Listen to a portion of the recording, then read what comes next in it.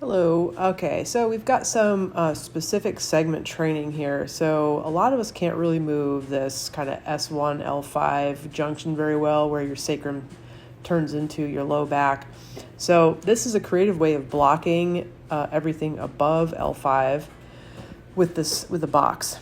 So we've been doing a passive stretch, and now we're kind of progressing it with a similar block. And so you're trying to just not move. You kind of can put your fingers on where you're trying to not move, and then try to move above and below, or not really above, but just below your fingers.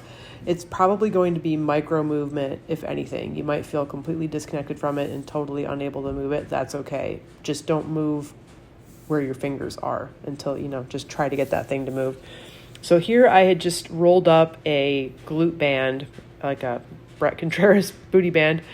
I put that in front of my pubic bone, in between my pubic bone and the box, so that I can go into flexion and the rest of my vertebrae, but extend that one segment and then do a extension pales, which is pushing my pubic bone into the box. And then I'm going to do a flexion pales by basically kind of smashing myself in between the box and a post, so that I can put that little segment into flexion and then just try to do pales for flexion by pushing against the post. So I know it looks like my whole back is in the same position, so how does it go pales for each one?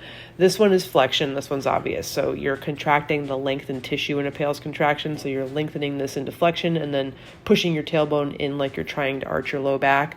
That's pales for flexion. But for extension, when it's on your pubic bone, you basically just micro extend there and try to flex through the rest of your vertebrae. And then by pushing your pubic bone forward, contracting your lower abs, your very, very low abs, that tissue should be lengthened because it's in extension. I hope that makes sense. If not, just do as I say. All right.